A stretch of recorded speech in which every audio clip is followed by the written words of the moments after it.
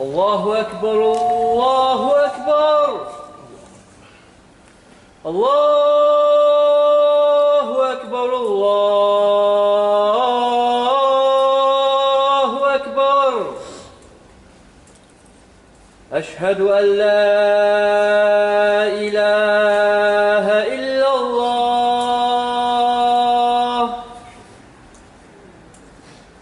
أشهد أن لا إله إلا الله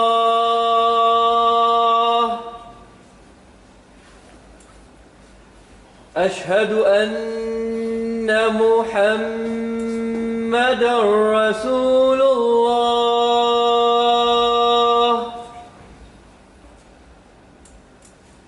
أشهد أن محمدًا رسول الله حي على الصلاة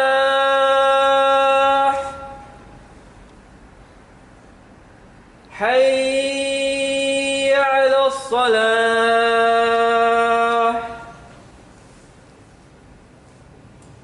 حي على الفلاح حي على الفلاح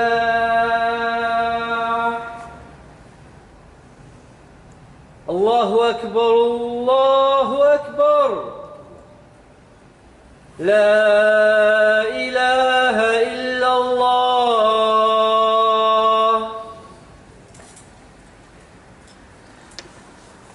إن الحمد لله نحمده ونستعينه ونستغفره ونؤمن به ونتوكل عليه ونعوذ بالله من شرور أنفسنا ومن سيئات أعمالنا من يهده الله فلا مضل له ومن يضلله فلا هادي له وأشهد أن لا إله إلا الله وحده لا شريك له وأشهد أن محمدًا عبده ورسوله أما بعد فإن خير الكلام كلام الله وخير الهدى هدى محمد صلى الله عليه وسلم وشر الأمور محدثاتها وكل محدثة بدعة وكل بدعة ضلالة وكل ضلالة في النار يا أيها الذين آمنوا اتقوا الله حق تقاته ولا تموتن إلا وأنتم مسلمون يا أيها الناس اتقوا ربكم الذي خلقكم من نفس واحدة وخلق منها زوجها وبث منهما رجالا كثيرا ونساء واتقوا الله الذي تساءلون به والأرحام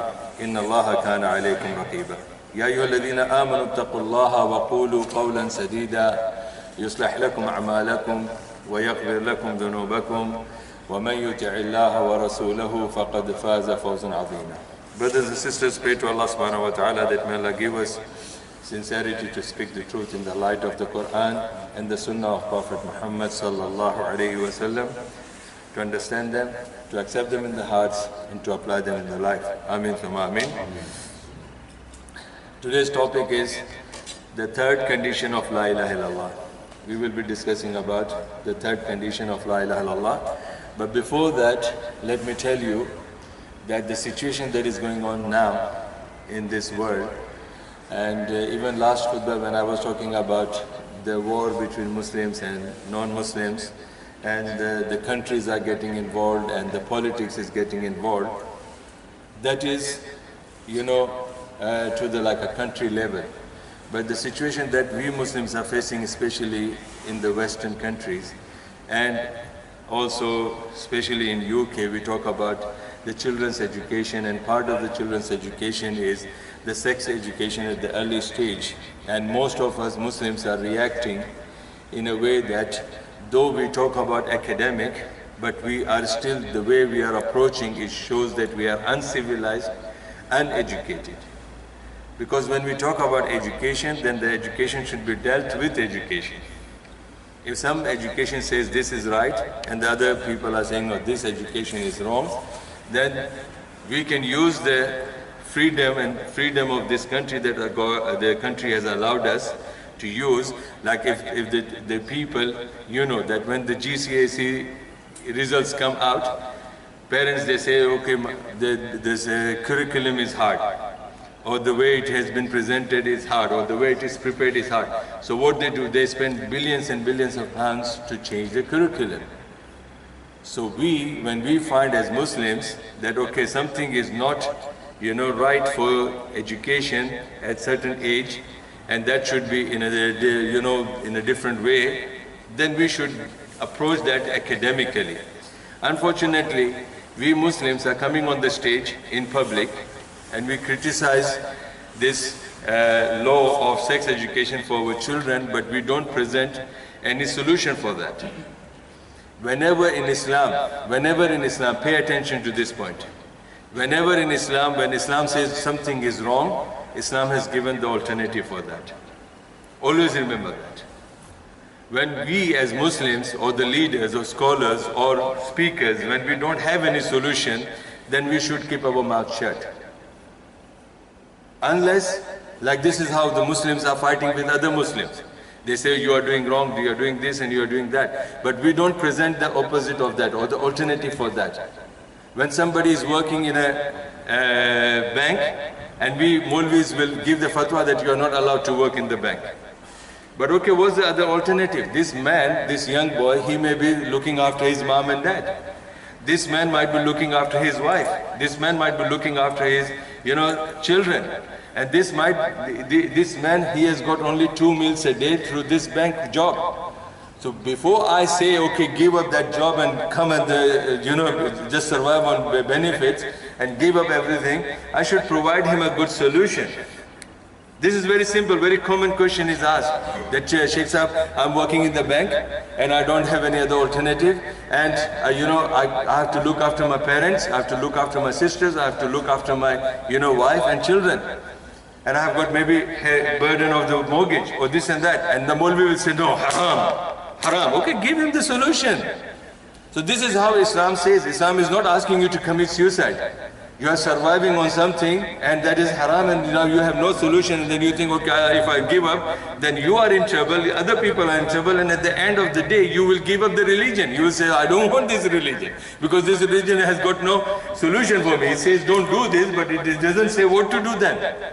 So this is what we have to understand today. I'm talking about this, going out of the subject, that when we talk about any issues in Islam that is contradicting with the West, whether it is niqab, whether it is having 2 wives, or whether it is the matter of sex education, whether it is the matter of how the Muslims can be practicing their religion in the masjid, or if they have the madrasa, all these are academic things.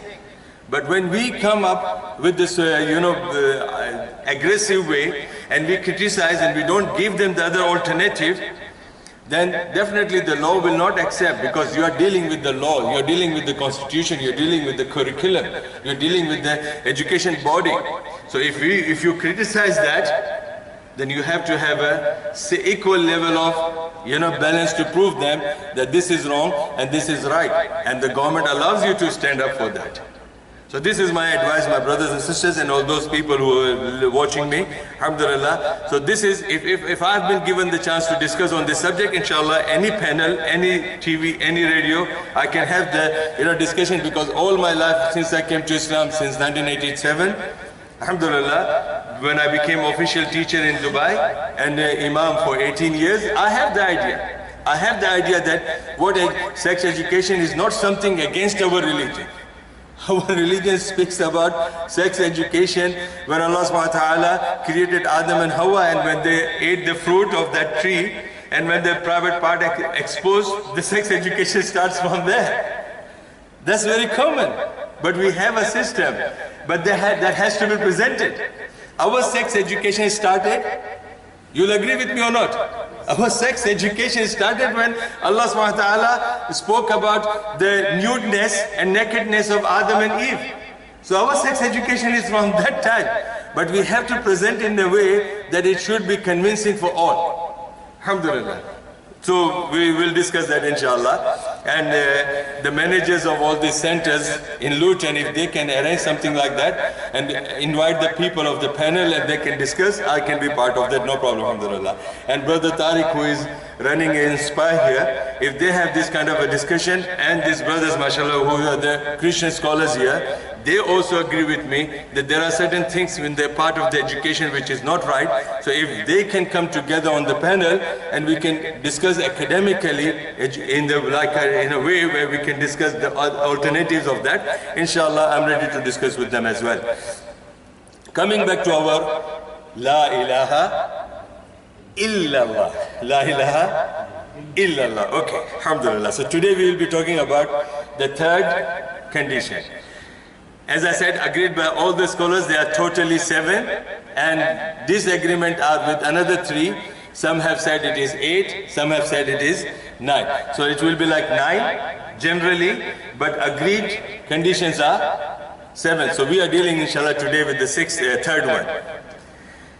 Now the third one is acceptance of the kalima we say, La ilaha illallah, and also submission to it. Pay attention to this. We say La ilaha illallah. Last 2 khutbahs we have understood that La ilaha illallah means that we should not be worshipping any God except Allah. So that we have said verbally.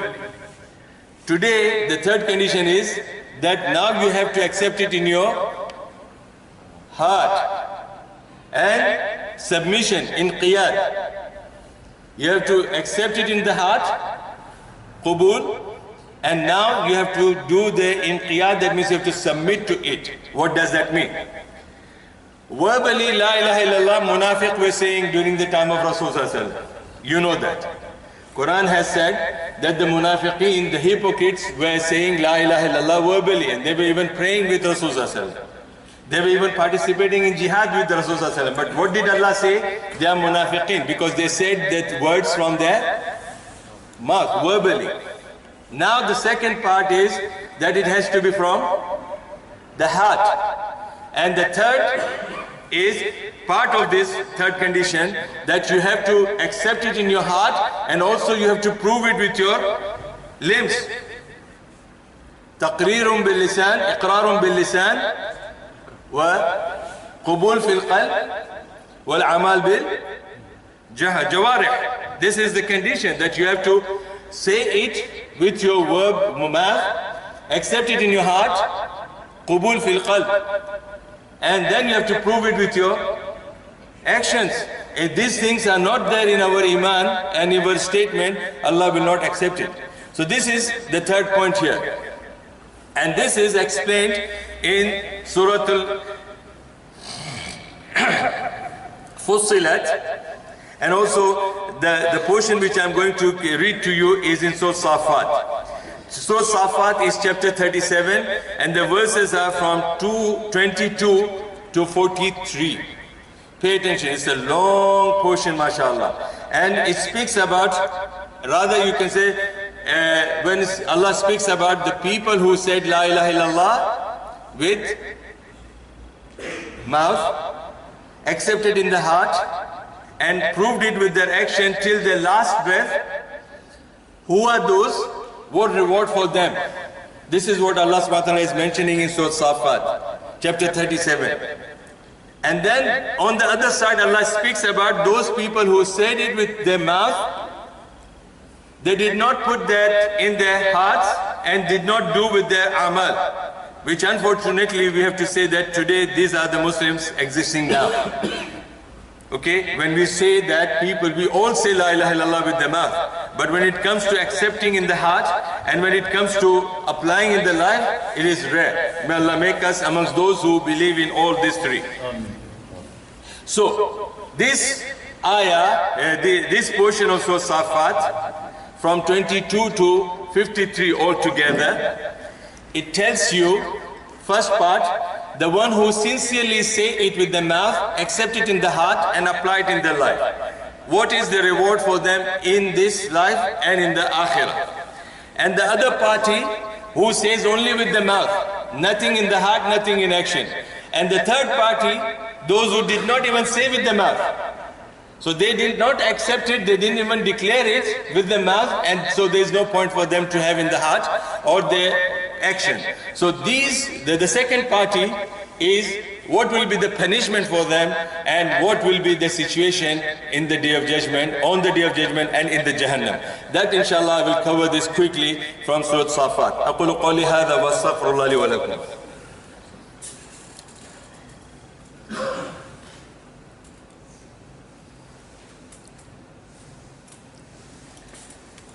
إن الحمد لله نحمده ونصلي على رسوله الكريم أما بعد.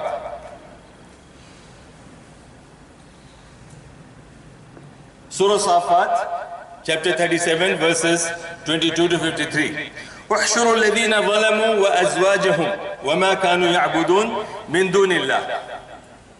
Allah subhanahu wa ta'ala is saying, get them together. Now this is the situation. As I said, Allah subhanahu wa ta'ala always speaks about the end and then He speaks what has coming up in the background.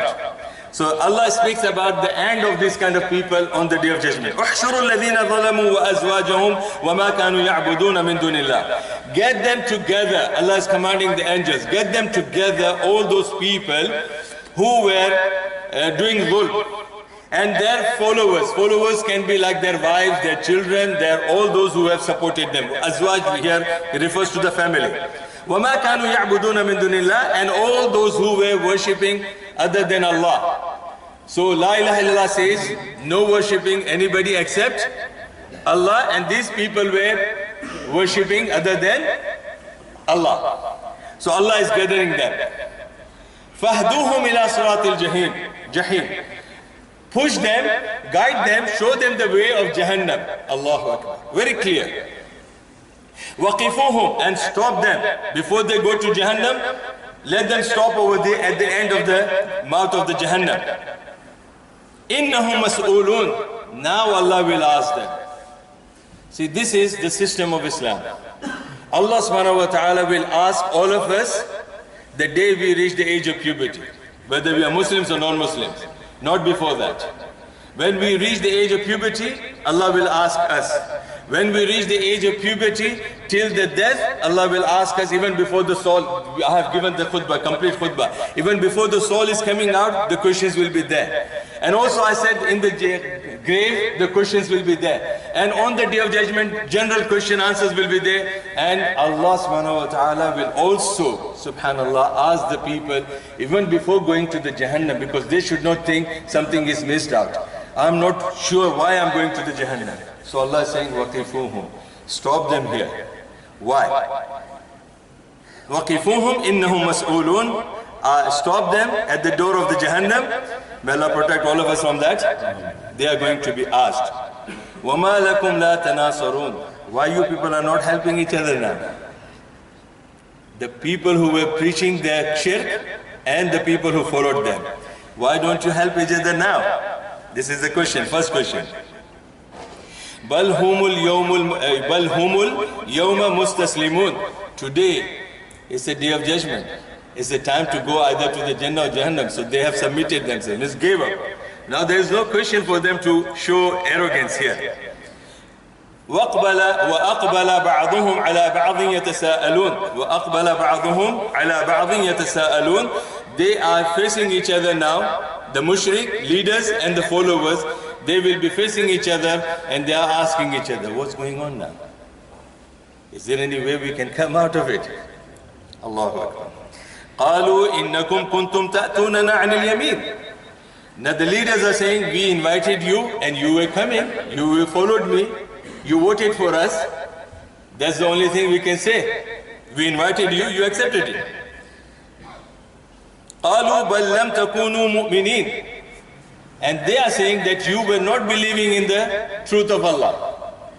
You were just saying La ilaha illallah maybe with the mouth, or you were rejecting it. But you were not believing in the true religion of Allah. وَمَا كَانَ لَنَا عَلَيْكُمْ مِنْ سُلْطَانٍ. And we actually didn't have any control over you. It was your choice. We didn't have any control. We were not controlling you. We showed you, we invited you, you accepted it. بَلْ كُنْتُمْ قَوْمًا طَاغِينَ. In reality, you were the people who were looking for the haram. You got the idea, You were looking for something, you didn't want to go for the truth, so you were looking for something evil, so you got it. And we showed you, you accepted it. فَحَقَّ عَلَيْنَا قَوْلُ رَبِّنَا. So now it is justice of Allah. It is the true justice of Allah that we deserve punishment, so Allah has put the punishment upon us, and also you two people. Inna ladha'iqun, we will be testing the punishment of Allah. فَأَغْوَيْنَاكُمْ إِنَّا كُنَّا غَاوِينَ. We were misguiding you, you people accepted that. So we became misguiders, and you people have accepted our misguidance. فَإِنَّهُمْ يَوْمَئِذٍ فِي الْعَذَابِ مُشْتَرِكُونَ. So today, all of us, you and the followers, will all of you together will be sharing the punishment of Allah. Inna kadhalika naf'alu bil mujrimin. Allah is saying this is how we will be doing, will be dealing with all the mujrims. And this is where the Muslim should keep, open their ears, because Allah is not saying kafir. Allah is not saying mushrik. Allah is not saying munafiqeen. Allah is saying criminals. Mujrim. So those mujrim can also be Muslims as well. You'll agree with me. So this is what Allah is saying. Based on what they were, Allah did not declare them mushrik or kafir or this or that. Allah said that this is how we will be dealing with the mujrimeen. Innahum kanu idha qila lahum. Now Allah gives the reason why they will go to Jahannam.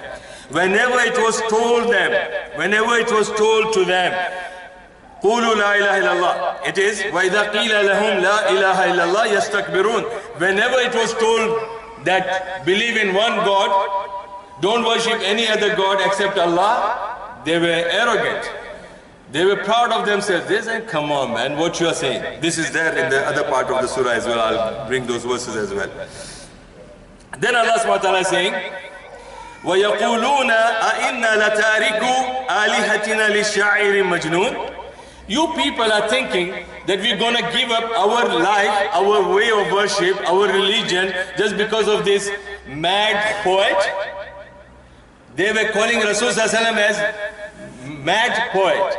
The one who is, narrating the poetries, and in fact he is mental. He's not a sound person. So this was the reason that they were rejecting the deen of Rasul Sallallahu Alaihi Wasallam. And when the truth came, see, only La ilaha illallah. Only La ilaha illallah was something for them as a poetry. And a poetry from a man who is Majnoon. Astaghfirullah. Bal jaa bil haqq. Allah is saying, don't call him Majnoon. And this is again for all of you, my brothers and sisters. Kissing the name of Rasul Sallallahu Alaihi Wasallam, putting the frames of Ya Allah, Ya Muhammad will not help us. We have to understand that Rasul Sallallahu Alaihi Wasallam was not a personality that should be worshipped. He was a man that should be F-O-L-L-O-W-E-D. He is the personality that should be followed, not to be worshipped, not to be hugged. Rasul Sallallahu Alaihi Wasallam was not of that kind. Allah subhanahu wa ta'ala is saying that you people are saying he is Majnoon, but in reality he was not Majnoon. He came with the truth. بَلْ جَاءَ بِالْحَقِّ وَصَدَّقَ الْمُرْسَلِينَ. And he was not amongst those who were just saying something wrong about, or boasting about himself, and he was denying the other prophet. This is my argument with Brother Peter and Rob, that you people are saying that you don't know about Prophet Muhammad. This was my first discussion with Brother Peter, and he said, I don't know about him, I heard that this is what the Muslims are saying. But see, this is the truth. If Prophet Muhammad ﷺ was the wrong prophet or the false prophet, why would he mention this Quran he brought to us? Yes or no? Prophet Muhammad ﷺ brought the Quran to us, and Rasul ﷺ mentioned their God, Jesus, 25 times in the Quran by name. And his name is in the Quran only by name 5 times. 4 is Muhammad and 1 is Ahmad. So imagine, this ayah says that Prophet ﷺ did not even come only with the truth of La ilaha illallah, but also he has confirmed and believed in the teaching of all the Mursaleen, the prophets and messengers who came before him. And we know that before Rasulullah, the last messenger was Prophet Isa. And Rasulullah also confirmed his teaching as well. And the Quran is the best proof that in Quran his name and his story is mentioned 25 times by name. And Prophet himself is mentioning about himself in the Quran, which is revealed by Allah only 5 times. So we can say that, alhamdulillah, Prophet ﷺ was not in this world to say or boast about himself. Rather, he was continuing the teaching of all the prophets and messengers of the past. You'll agree with me or not? Okay, alhamdulillah. Because I'm also not Majnun. Alhamdulillah. Innakum ladha'iqul adhabil alim. Indeed, you all, to the people of the Jahannam. Allah is saying, indeed, certainly you will all be tasting the painful punishment. وَمَا تُجْزَوْنَ إِلَّا مَا كُنْتُمْ تَعْمَلُونَ. And this is the justice of Allah. You will be given what you deserve. You will be given what you deserve. إِلَّا عِبَادَ اللَّهِ الْمُخْلَصِينَ. May Allah make us amongst them. Except those people who were sincere. Sincere in their verbal statement, sincere in accepting in the heart, and sincere in applying in their life. أُولَٰئِكَ لَهُمْ رِزْقٌ مَعْلُومٌ. These people will have a provision. Rizq wahan bhi milega. Jannat mein bhi rizq milega. Known provision. The rizq which is ma'loom, Allah knows what they deserve in the Jannah. May Allah make us amongst them. Like say Amin all the time, because we are very rare in that. Fawakih, fruits. Wahum mukramun, and the fruits will be served to them with the respect. Allahu Akbar. Today, if you want to buy the fruit from Bari Park, if you just want to bargain with the guy, the seller will show, even for £1 you are bargaining. So this is how, but Allah is saying, in the Jannah you will be served the fruit that you wish with honor. Allahu Akbar. Allahu Akbar. Fi jannatin na'im. The favorable Jannah. Jannah with full of na'im, with the favors. Ala sururin mutaqabilin. On the beds where they will be, mashallah, relaxed and enjoying it, turning up and down here and there with the full, comfort. Yutafu alayhim bi ka'sin min ma'in. And they will be served with drinks. And the glasses will be filled up, and beautiful and fresh drinks will be served. Today you see all the advertised, the people make money. They show you different kinds of cups and glasses where different qualities of the alcohol is served, and they tell you, subhanallah, this alcohol will be of the Jannah. May Allah blesses all of us of it. And it will be served. The people will come with the trays, and the cups will be filled up with these drinks. بيضاء لذة للشاربين. It will be white and ladhat with full taste, fresh taste will be there for those who wants to drink it. لا فيها غول ولا هم عنها ينزفون. These people, after drinking it, they will not have constipation or loose motion, and not even the menses of the woman. Allahu Akbar. No dirt and no waste will come out of their body after drinking it. See, I'm going to the word meanings, okay? Maybe Arabs, they understand easily, but for you people to understand that, I make it, understandable for all of us. يَقُولُونَ. Where did I go? Okay. وَعِنْدَهُمْ قَاصِرَاتُ الطَّرْفِ عِينٌ. Now this is the argument of brothers, the Christian brothers. They say, you people like to blow yourself for 70 women of the Jannah. No, Allah has already promised us that those people who will be sincere in their speech, not blowing, it's not required blowing.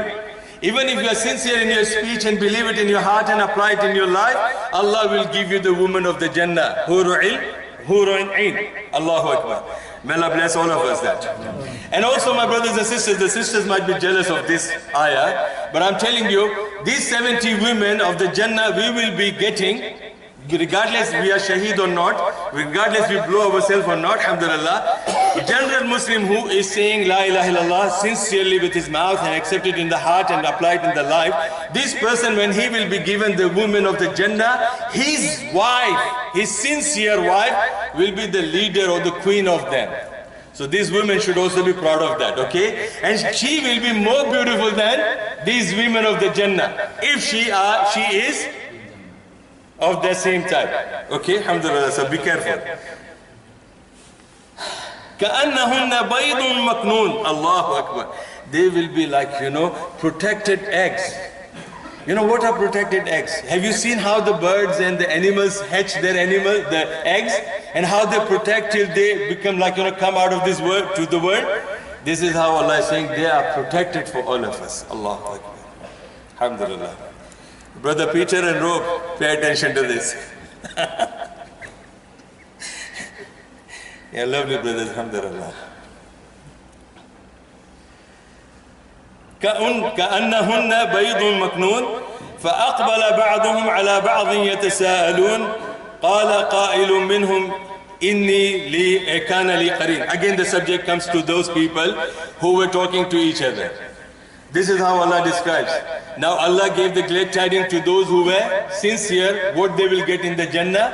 And those people now, after listening to that these people, the sincere people will get this, now they are again asking each other, what happened to us? And now one is saying, قَالَ قَائِلٌ مِّنْهُمْ, one amongst them will say, إِنِّي كَانَ لِي قَرِينٌ. In this dunya I had one good friend of mine. A good friend of mine, a partner, or someone who was, used to be all the time with me.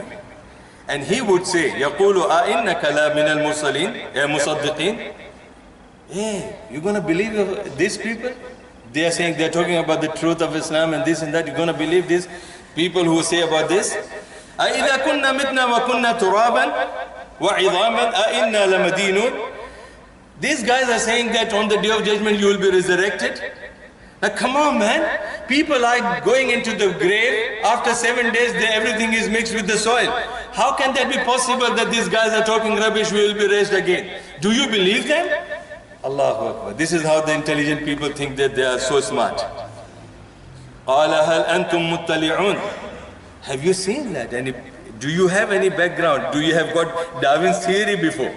Now people, they talk about Darwin's theory. Isn't it? Evolution theory. But this is theory. So these people are asking for the theory. Do you have any theory about that? Anybody was resurrected in the lifetime? Christians will say, yeah, our God is resurrected after third day. Alhamdulillah. So, فَطَّلَعَ فَرَاهُ فِي سَوَاءِ الْجَحِيمِ. Here Allah ends with this, that now they will see that people are being resurrected and there are people going to the Jahannam, and this is what Allah subhanahu wa ta'ala has confirmed, that these people will go to Jahannam. Now there are so many verses, but for your information you can refer to the same argument in Surah Sad, and the chapter is 38, verses 4 to 8. Same subject, same topic. And there's a hadith of Rasulullah which I'll quote this, and inshallah I'll end up the subject. So what I was saying today, that today our topic is about the condition, third condition of La ilaha illallah. What is the third condition of La ilaha illallah? That you have to say it with your mouth, which we have already agreed in the first part. Then you have to accept it in your heart, and then you have to submit it to it by your actions. And this is what I have quoted from Surah AS-SAFFAT, chapter 37, verses 22 to 55, where I have explained both the parties. Party who said it with the mouth, accepted in the heart, applied in their life, and they died with that aqidah, they are in the Jannah, and these are the things that will be served to them. And the other party, two types, people who never said it, never accepted it, never applied it, and people who said it with the mouth but nothing in their real life, they were munafiqeen, they will be in the Jahannam of this type. But Allah subhanahu wa ta'ala is so merciful. Allah does not want to humiliate these people. That's why Allah has not described in this Surah Safat, in the continuation, how badly they will be suffering in the Jahannam. But we know there are so many verses that describe. Now Rasulullah gave the example. He said, the guidance and the knowledge with which Allah has sent me is like abundant rain which falls on the land. Some of the land absorbs the water and brings forth much grass and vegetation. Some of the rain falls on another part of the land which is like a smooth plain, does not hold the water. So on, and so no vegetation grows. That is the likeness of the one who understands the religion of Allah and believes from that which is with which Allah has sent me. So he learns it, acts it, and the likeness of the one who pays no heed and does not accept the guidance of Allah is the one which have been sent. Like the one who is the second part is the one who does not. Now 2 examples. What is this? A land receives the rain. Rain is Islam. Rain is Quran. Rain is Sunnah of Rasulullah. The land is we. The land is we people. When we accept Quran and Sunnah and the teaching of Islam, the good things can come out of us. And that's the example of vegetation. The land that does not accept it, no vegetation, is the people who rejected Islam and nothing comes out of them. So this is the example of hadith given by Rasulullah. So now my brothers and sisters, the third condition, you have to decide where do we stand today. Are we the Muslims by mouth? Do we really worship Allah by saying La ilaha illallah? Or we worship Allah with other gods which we have all around us? We have got so many gods that we worship. Or we sincerely believe La ilaha illallah like Bilal, and he gave up everything. Bilal was serving alcohol and was also permitted to drink, but he gave up that service for only for La ilaha illallah. Yet namaz, salah, zakat, hajj, nothing came that. And he gave up that because of La ilaha illallah. Are we prepared to give our haram life for La ilaha illallah? This is one thing.